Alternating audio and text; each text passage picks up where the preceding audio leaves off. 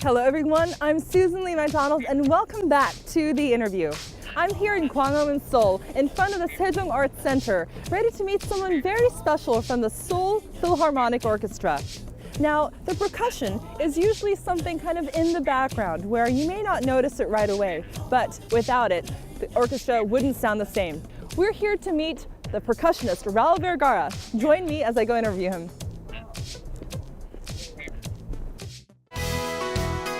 The Seoul Philharmonic Orchestra was established in 1991 to bring classical music closer to the public. Its world-class conductor Chung Myung-whun chose Raul Vergara as an associate principal percussionist. Now, Vergara is an essential part of the orchestra, controlling the music's heartbeat through percussion. Raul Vergara is a young, rising star percussionist from Latin America, the continent of passion and soul. Born in Venezuela and raised in Chile, Vergara began playing percussion at the age of 9. He graduated from the School of Music of La Serena in Chile, and then received a scholarship to study at the prestigious Curtis Institute of Music in the U.S. After graduation, he joined the highly acclaimed Philadelphia Orchestra. After a decade of playing percussion in the U.S., he was scouted to join an orchestra in China. And on a chance trip to Korea, he was captivated by the country and earned a spot in the Seoul Philharmonic Orchestra. Vergara, who is now wed to the Korean musical actress Josephine Lee, also founded the fusion ensemble Chieko. Chieko travels around Asia to perform, teaches music classes for young children, and donates its proceeds for helping those in need worldwide. Join me, Susan Lee McDonald, and hear the story of percussionist Raul Vergara, a musician with Latin American passion and soul.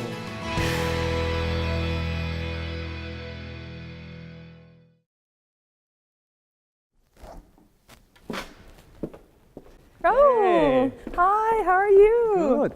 How to see you? Great to see you too. Yeah. Tell me about this amazing place that we're in. Wow. Welcome to the new Seoul Philharmonic Orchestra Rehearsal Hall.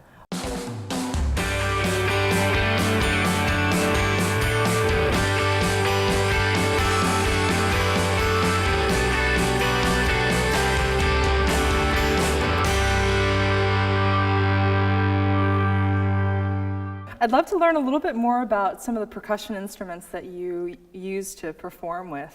And even though I have some idea of music, I'm going to let you, the expert, tell me all about this. Okay, I'll just walk you through a few of the toys Okay. that I am usually engaged with at my job. So, Fantastic. have you considered ever the snare drum, for example? Ah, yes. Well, the famous snare drum, right? You know, people use this for marching bands and for rock and roll. It's used in pretty much every kind of music, yes? Absolutely. And you mentioned marching band.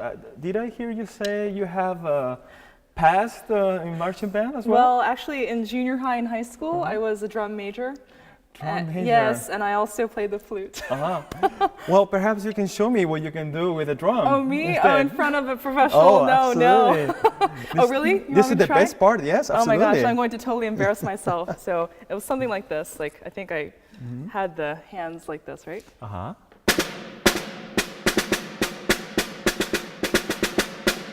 Hey! Not bad. Wow. Now let's see a real professional do this. Well, real professional would probably don't do two hands like that because it makes it yeah? a lot harder. Oh. Normally people will play it like this if you're marching.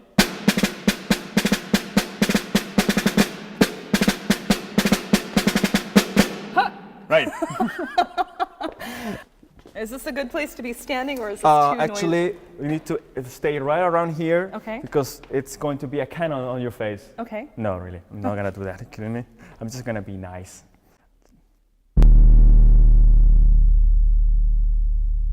Beautiful. It's a subsonic sound. It sounds so rich, but you feel it in your body when someone's playing the bass drum. Now, you've used this big mallet. Does it sound really different when you use other kinds of mallets Try too? it. Here, let me Give bring me this.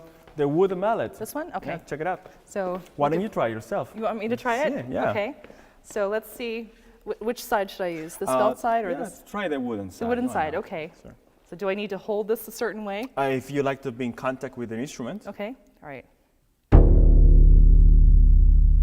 Did it miss? Wow. Yeah, I didn't miss because the surface area is so huge. Wait, I missed right here.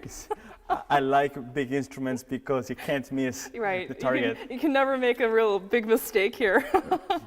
So that was the awesome bass drum, and now I see something that I'd really like to learn how to play, which are the tambourines. Right, they're so much fun. Yeah, I'm a big karaoke fan, and I use the tambourines all the time there, so maybe you can show me how it's really done. Okay, let's do Okay, it. awesome. Okay.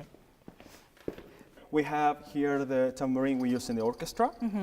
This is a tambourine we use for Brazilian music. And we have a few techniques, or better call it tricks. Okay. For example, we usually aim to have like a clear, defined sound, jingles and head at the same time, meaning. Okay. So we could play a rhythm like.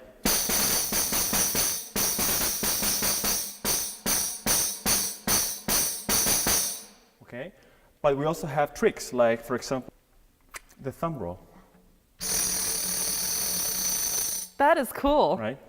Just with your saliva? Well, it's a little bit of the trick. It's, this is actual animal skin, and it's so a little bit of saliva helps for the. For it to kind of move along a little bit? Grab on a little bit. Otherwise, it just slides. I see. Slides off. Very cool.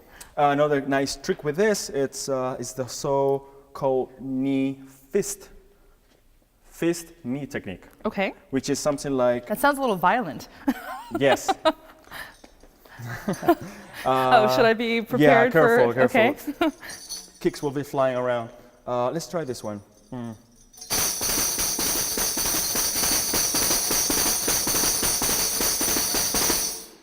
Very precise, but my artistic decision, I can maybe change it around and try something different.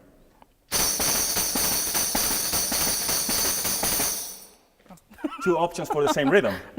But let's try the same rhythm. Okay. Or a similar rhythm, better said, here. And you said this is a Brazilian tambourine. Correct. Now, what's different between these two? You'll hear it. Okay. I hope.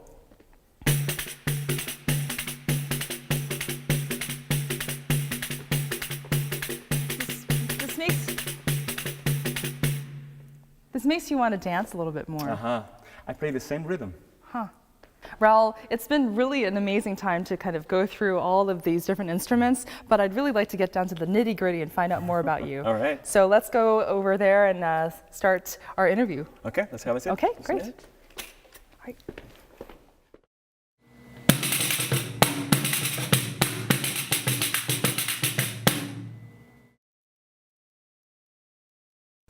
Raul, thank you so much for showing me all of your instruments. That was so much fun. Oh, you're welcome. You know, I think that I might have found a new calling. Oh, really? Yes. Percussion? Yeah, it's so much fun. It's so energetic and it's very diverse. I didn't realize that it was going to be that different for each thing. That's the best part about it. It's really hard to get bored with it because just about the time you're bored with one instrument, you can just move on to the next one. Wow, that's so fantastic. You know, I'm curious, do you guys need anyone to work with you, an assistant? Time to time. Yes, Really? we might need you, we'll put you on our sub list. Oh, alrighty. Absolutely. But I don't think you'll have to worry about any real competition from me. I think you're still going to be the main percussionist for the Seoul Philharmonic. I don't have to feel threatened for a while? No, Okay. not for a while. So let's talk a little bit about the Seoul Philharmonic Orchestra. Tell me about what it is, why you are part of this orchestra, and how long you've been here in Korea. Okay. Well, I have been in Korea a little over 4 years, and I'm on my 5th season with the orchestra. Congratulations. Thank you. And I came to Korea to work with the Seoul Philharmonic. At the time, I was working in China in an orchestra there, and I was invited to perform with the orchestra as a guest. And after my period here as a guest, I had a wonderful impression of Korea. And after that, I was invited to join the orchestra. Fantastic. How did that feel? It was really great sensation to receive such a notice, well, please, you're welcome, But at the same time, it was a little difficult for me because at the time I was quite engaged in my life in China, and I was thinking of already staying there. And out of the blue, I get this opportunity to come to Korea and pack my things again and start over again. But the experience has been wonderful. As I said, I'm already in my 5th season, and I still hold true to the reasons why I came here. And very vividly, I remember, first of all, having such a wonderful conductor. Ah, yes. Who yes. You all know. His name is Chung Myung-whun. Correct. Yes, he's so famous here in Korea. It is, yeah, it is. And with everything they say about him is really true. He's just a wonderful musician, and that's very important to have as a musician in the orchestra, that your role model basically can help you grow, which is what I wanted, grow musically. So there's so much I still have to learn from him. Wow. And that still remains the reason, why I myself am here, and I'm sure most of my colleagues as well. Now, is there something in particular that you remember him telling you as a conductor and as maybe a mentor that has inspired you or made you think about percussion or being part of an orchestra in a different way? Yes, actually, when I first came, when I was as a guest, I was playing percussion, the percussion toys, but then for this one piece, I switched to sit in the timpani chair. And the timpani chair, are those big, fluffy balls, in the back of the guy just going like this, right? Well, I sat on those instruments, which go right direct to him, face to face. And he had a look at me and kind of looked at everybody else and says, "Oh, we have a new conductor." So, and basically what he was explaining later on is that how the timpani player in this case is usually like the second conductor. Interesting. So, yeah, because our sound is so overpowering that it can dictate the pace of the music for all 100 people. Wow. So that's why it's a key role, and he liked to describe it to all the musicians as the second conductor. Wow. For him to tell you that you're the second conductor, that must have been quite something. Nerve-wracking. I was just like, I'm just here for a week. I was like, I haven't played a note yet, and I'm already okay. This is a lot of stress. Well, I'm sure that he had a lot of say in your coming here because he was impressed by how you performed that week. And you've been here for, 4 seasons, and now your 5th season. Correct. So I'm sure you're doing something right that you're here. I hope so. I have to stay like that too. Yes, definitely. So with the Seoul Philharmonic Orchestra, tell me what it's like on a daily basis when you guys practice. How do you guys get together? How do you decide to pick certain kinds of pieces of music, where you're performing and such? Right. Well, generally speaking, our day-to-day routine, it's quite different from most jobs, most people's life.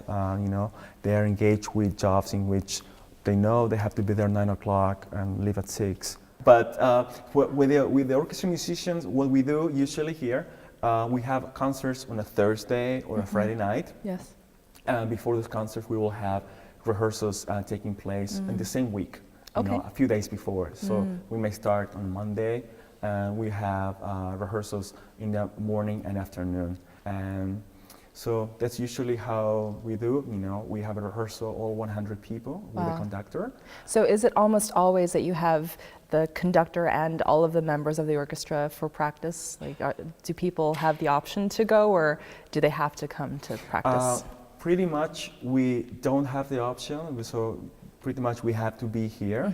And of course there are exceptions, health reasons and things like that may come up. I see. But also not all the pieces require the same amount of musicians. Sometimes we often require more people than we have on staff, but sometimes we require less people. So, and in those cases, it allows for what we call rotation, in which we have one or too many musicians in one section, they may be rotated out for the piece or for the concert. I see.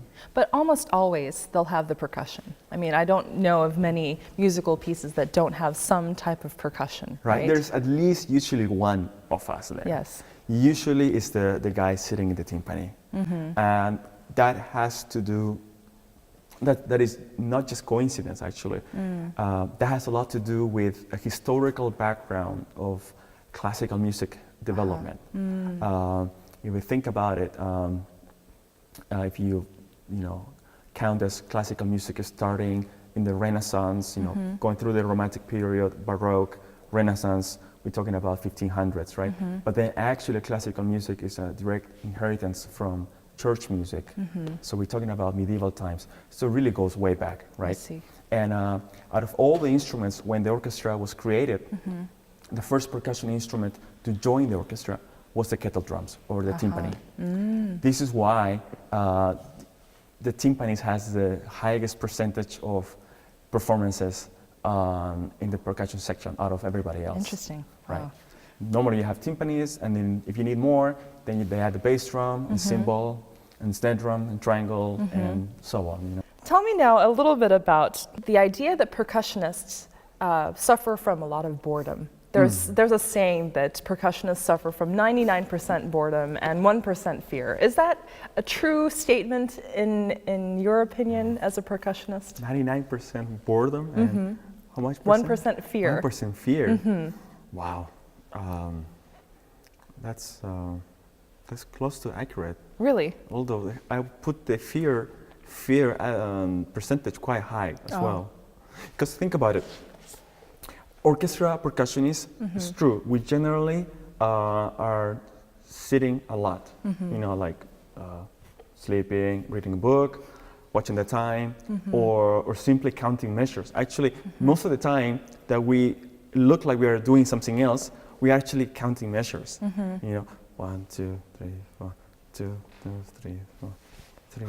10 minutes go by like 200, 2, 3, 4. It's literally, we are somehow keeping up with the piece, and that's actually quite nerve-wracking. I can imagine. Because if you miscount, like I'm actually pretty bad at counting. I always like miscount. I am around one measure ahead or one measure late. I kind of second guess myself with the counting thing. It's quite tricky and nerve-wracking to think about, whoops, where am I? So that's when the real shaking, when this thing here really starts, and you have to play in a few. You have to play. It's like you're in a neighborhood. You're like, I recognize this area, but I don't know where I am. It's kind of like that thing. Okay. Like, my God, I gotta play soon. I'm not entirely sure where I am. That kills you. Kills you. I can imagine. Now, what is one of the most important things when you're playing percussion in an orchestra? Is it this timing business and waiting and counting? What do you think is something that a percussionist absolutely must be aware of when they're in an orchestra? This could be a very philosophical answer actually, but flat out is time. One of my old teacher used to say, you can play your note perfectly well and beautiful, but if you play it in the wrong place, it's wrong. Right. So the most essential thing is to be right on the pocket, as we call it, and then, of course, all the other artistic stuff like it should sound quality, beautiful. Are you blending with other instruments? Things like that.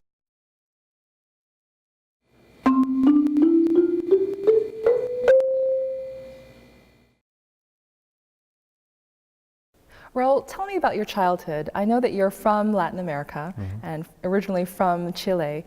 So were you born in Chile, and how did you get involved in music as a child? Okay, well, yes, I am from Chile. My parents are Chilean, although I was born in Venezuela. Oh. You know, I lived there the first years of my life, and myself with my brothers, my two other brothers, we're all born in Venezuela, and that's something that it always marked our life. You know. And I understand that you're also a twin. Yeah, I'm right? a twin as well. Wow, So identical twin? Identical twin. So I never had to worry about finding someone to play with. There was always someone to play with, someone to fight, it was always company. Wow. With me. And what's your brother's name? Juan. Juan. So Raul and Juan. Yeah, exactly. So that has a lot to do with this idea of like, well, they're twins. I don't want them to fight. I want them to kind of share everything. So throughout my whole life, growing up at home with my parents, we both received everything in an equal basis. The access to education, in this case, was music. My brother entered the violin, and I entered the percussion. So tell me about the school that you went to. Right. So the school I entered is it's called School of Music of La Serena, but I was lucky that in the 60s, a musician, gentleman from Santiago, he got sponsorship from the President of the Republic to bring his idea of music to the masses. So he opened what was at the time the first Conservatory of Music of Chile outside of Santiago, outside of the capital. The first experiment was in our city. Luckily as well, the president of the time was born in our city. So we got very lucky. You know, our city received more attention. You know, so this school was unique at the time because what he did, he was trying to bring music at an equal basis to the education of people. So you had students there who could pay for their colegiatura, for education, and you have kids who were in the boarding school side, who were basically under scholarship. I see. Well, political reasons being into place in Chile in the 70s. Long story short, this school had to find ways to Support itself? Support itself. By the time I entered, it was no longer free. It was actually, you had to pay some money. And it was not for the rich people, but it was just enough for medium-class people to be able to afford it. I was lucky to have these resources because it was the only school in my city at the time, one of the few schools, the only school in Chile who had that actually, you know, in the whole country. Wow. So I walked into the school in the perfect year when all these instruments have been donated. Wow. And I'm basically the first student who my teacher had. At the time he was 31, 32. I realized, man, he was so young that he was like pushing him.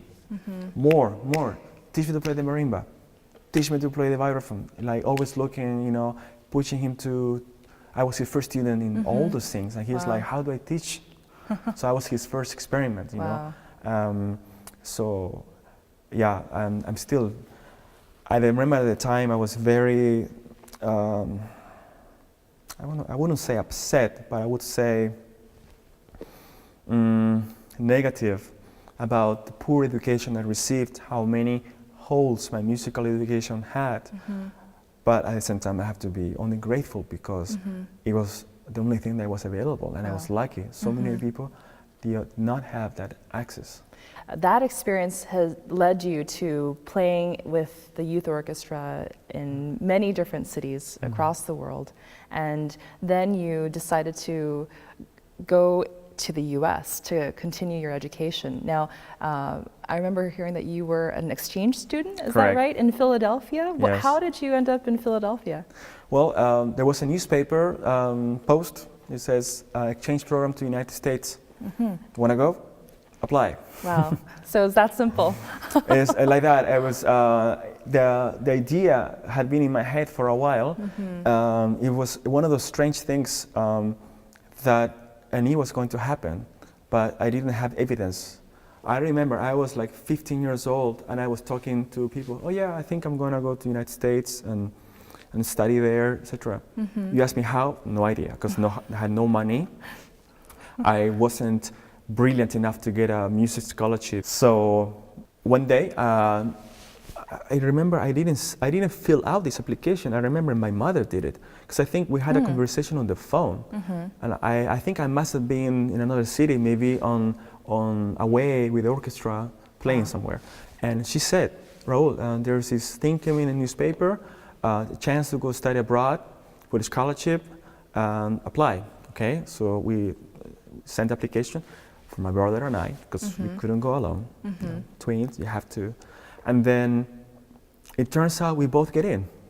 Okay, great. We made a decision, we went along, and it's taken me in this 11-month trip, ended up now into a 15-year trip. Absolutely. Wow. So let me ask you now, you went to China, and what was it that motivated you to go try performing in a country that you had never been to before? Correct. Well, at that point, I had been in the United States for about 10 years. I had made my life there, everything. But I was also coming to like a deadline. The deadline was visa. For 10 years, I developed a career. I was playing with orchestras. I was making a living out of it. My friends, everything you want.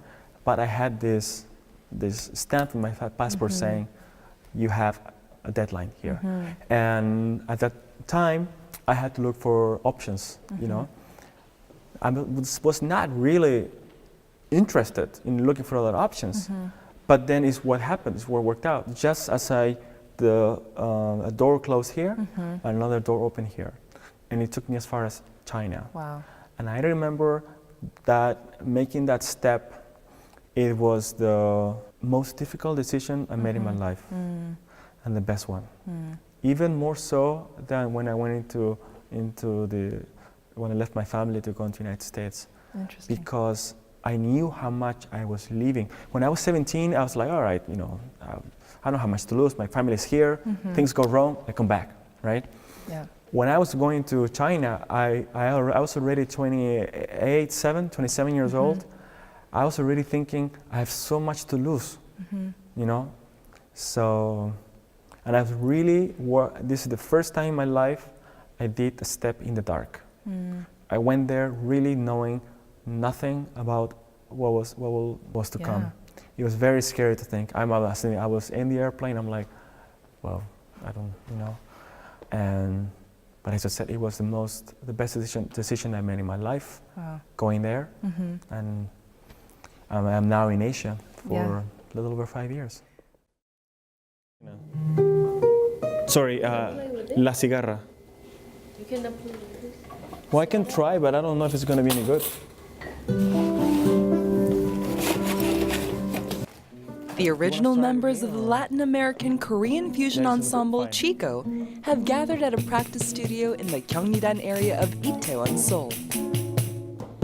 The ensemble's name is a combination of Chi from Chile and Ko from Korea. Raul Vergara began the ensemble with the hope of bridging the two countries' music. Okay, let's do it together. Kang-woong here in the guitar and Lee Young-young in the vocals. We have Jinbae, I believe he's in Los Angeles right now. And another colleague of mine, ours is Marco. He is a violin player, but he is back at home right now in Ukraine. What did you write down? Chieko's vocalist Josephine Lee is a Korean musical actress and Raul's wife. Interesting. Although they are in different fields, they were pulled together by their shared love of music. 아 미안해. It's okay. 뮤지컬을 하다 보니까 연기도 하잖아요. 연기할 때 아 이런 건 좀 자연스럽지 않은 것 같아. 막 이런 걸 정말 정확하게 막 이렇게 아플 정도로 이렇게 탁 찍어내는 성격이에요. 음악을 같이 하다 보니까 아 그런 게 받아들여질 수도 있는 반면에 저런 건 굳이 나한테 얘기 안 해줘도 될 것 같은데 딱 집어내니까 미울 때도 있고 네 장단점 다 있는 것 같아요. The members are rehearsing for a performance tonight. They are all excellent musicians, but it still takes some adjustment to create a perfectly timed, harmonized performance. Once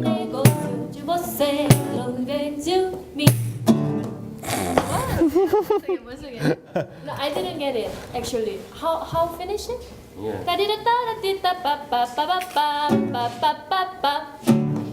Okay. So how are you gonna do? No, I'll follow him. Me? I'll follow him. Go ahead.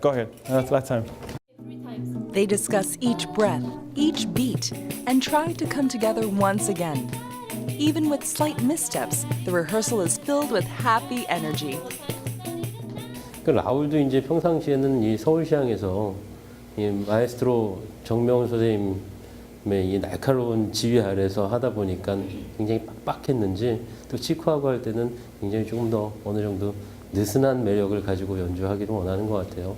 그래서 그 짜놓은 대로 꼭 되지 않아도 그냥 친구들끼리 모여서 또 새로운 음악을 배울 수 있고 또 그러면서도 우리를 겸손하게 만드는 힘이 있는 것 같아요. 그 음악들은. 그래서 늘 그냥 어떻게 되든 행복해요. 같이 연주하면.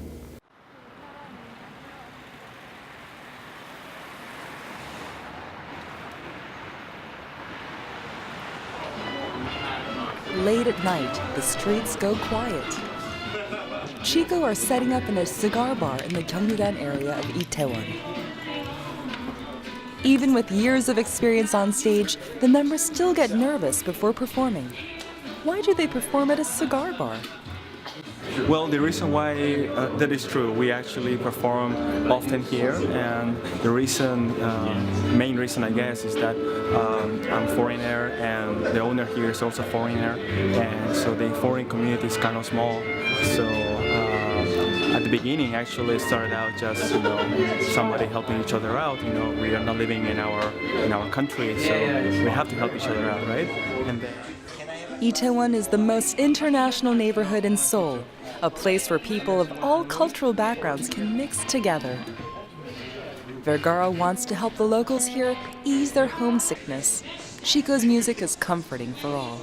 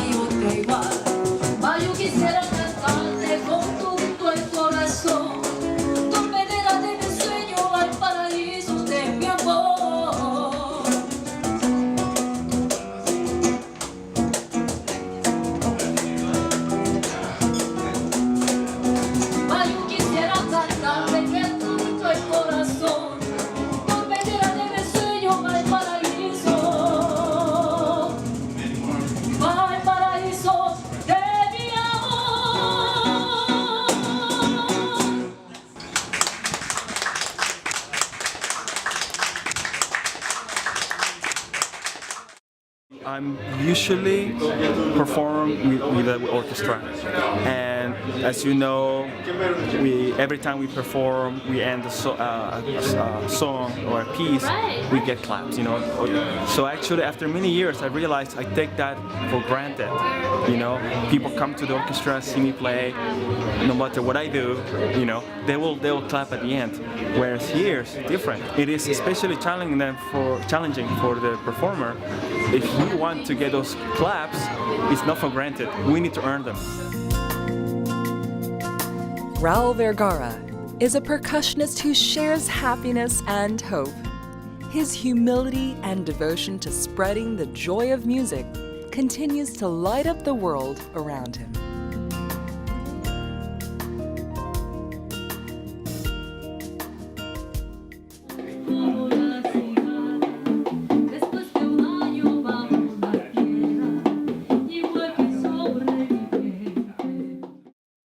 I'd really like to start talking about the Raul Vergara, not just in the orchestra, Right. but in the Korean society. Tell us about, first of all, your work with Chieko. Okay. Well, Chieko is a band. We play Latin American music. It's composed of the words Chile and Korea, just because at the time nobody in the band had a better idea for band name. So that's how original we went. Well, that's great. It's really catchy. Oh, yeah, I hope so. You know, but yeah. Anyway, so we have the band, and it's been an outlet for me to, in a way, reconnect with my Latin American roots, which in a way were kind of put aside during my musical education. You know, that being strictly European classical training, right? So it's been basically a learning trip, not only for me, but for the members of the band. None of them, you know, are Latin music knowledgeable. Well, they are now, but when we started, none of us had a clue. Imagine our first concert. It was not just a concert. It was to represent Chile at a music festival organized by MOFAT, right? The Ministry of Foreign Affairs and Trade. Correct. So I was booked to perform. I said, great, I'll play. But then I realized, what Chilean music am I going to play? Because all the repertoire for my instruments that I knew, it was European. That's when I had to turn into the folk repertoire. And then I realized, oh wait, this sounds funny in the, you know, by a classical percussionist. So I searched for help, you know. So my now wife, singer, she helped me. She joined the band. We recruited another percussionist. We recruited a jazz player, guitarist. You know, so at the beginning, it was kind of starting with what we could. I mean, imagine we had to sing in Spanish. Wife was a great singer, but didn't speak Spanish back then. So I remember we had to play the concert, and they're like, we need 3 more songs. And my then girlfriend, wife, she couldn't learn songs that in Spanish that quickly. She was not comfortable with that. So I had to get on stage and sing myself. So luckily, I don't have to do that anymore. But that was nerve-wracking. Imagine, I'm going to Seoul, I'm going to Busan, I'm going to Jeonju, playing in these concert halls, and I have to. I'm not a singer, I'm not a trained singer, but I know I had to do it. It had to be done, and I had to step up to it. And fortunately, you know, there's no public evidence of that. Again. So no video recordings of that, but we do have other things. I burned them. We do have other kinds of videos with you guys performing.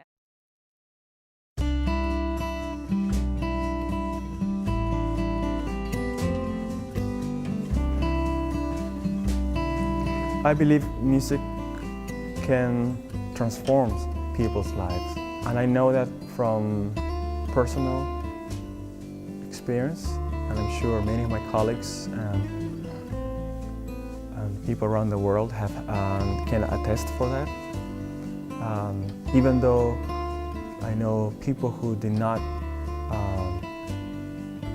continue music as a life earnings, you know.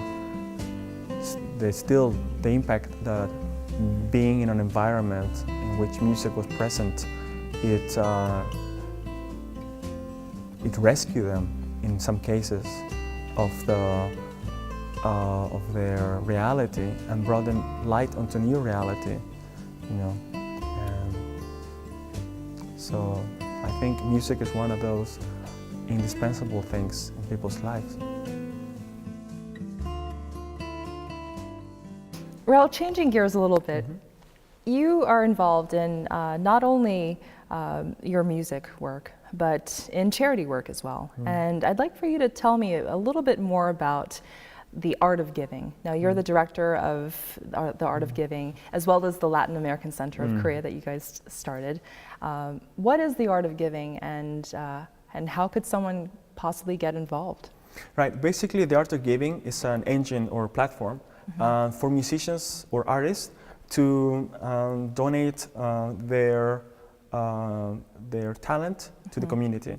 So basically it's a way you can do to make charity work, but it's not charity in terms of just giving, you know, giving your spare change. It's more like donating what I am priced for. For example, if you ask me to play a concert, my fee is quite high because, you know, of the reputation, the organization that I belong to, and my training. But if you ask me to help you push your car, you know, I'll do that for free. You know, I'll help you push your car. So I was thinking, why not use my talent to share with the community?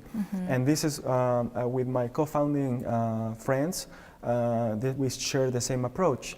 And so this is how we have taken our music, whether it is Latin, Korean music, or whether it is kind of pop sounding music. We'll play in hospitals or children homes or anywhere, you know. With Art of Giving, you also did a really special event a year or two ago, kind of like a bazaar of sorts. Tell me about that.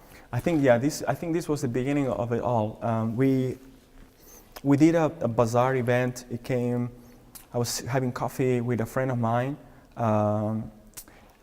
I had organized a big event for the Chilean embassy back then, and then we were having coffee one day, and her mother is going through a tough times, health. And myself, I'm saying I'm still energized about how exciting it was to do this event, and we filled the place, and you know. So I was thinking, why don't we do this? You know, charity events in which we can use our talent. She and her friends, they were painters, amateur painters. We had amateur musicians, professional musicians. Everybody joined that day to basically we raise funds. It was about $7,000 more or less that we raised, and we donated it to different organizations. So where did you donate some of that money? We divided it. We shared it with 4 different organizations. 2 of those organizations were in Korea.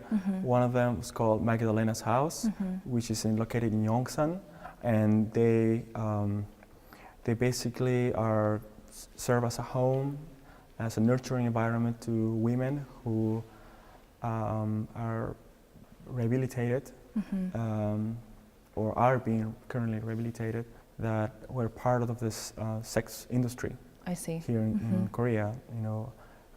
You may have heard cases of women, young women that were from the countryside that came to the city looking for better, better opportunities, and somehow they ended up doing things that later they would regret. So. And so your funds really helped to rehabilitate them. Exactly. Yeah. They have their own programs, so we basically felt that the money was what they needed to go along with the programs they have. And the other organization we donated money to, it was it's called Lighthouse Keepers, and they are basically is basically a gentleman with his van that drives handicapped people, a group of 8 of them more or less. He drives them to places that they need to go. So we basically gave him money to basically keep on going, you know, with what he's doing. And the other 2 organizations one was a children's home in Thailand. And we basically they bought some. I forgot that. I have the picture. Some big container so they win some containers so they can make soy milk out of it. So I think this somehow matches the soy. I'm sorry, I don't know the right word in English, but basically they could use the money for, you know, $500 in Thailand goes a long ways. You know, I was surprised, and how little, you know, they really need to do so many great things. And then the remaining part went to school in Chile. It's for children with mental challenges or discapacities, you know, and that was also very touching because I had the opportunity to hand the money myself, and so I visited the school, visited the kids, and so at the end of the day, one thinks one is doing a favor, you know. One thinks that one is doing charity to others, but I realized that it's more. It's so much that we are getting back by doing this. So much I learned. Yeah, that's what I will tell people if they want to join. It's not about what you can get, what you can give. It's about what you can get from giving. Wow. I think that it's really noteworthy that someone who is not from Korea has made Korea his home. You've married a Korean musical actress. You now have your own family, a daughter who just turned 1 the other day, and you're building your roots here, it seems, for the time being.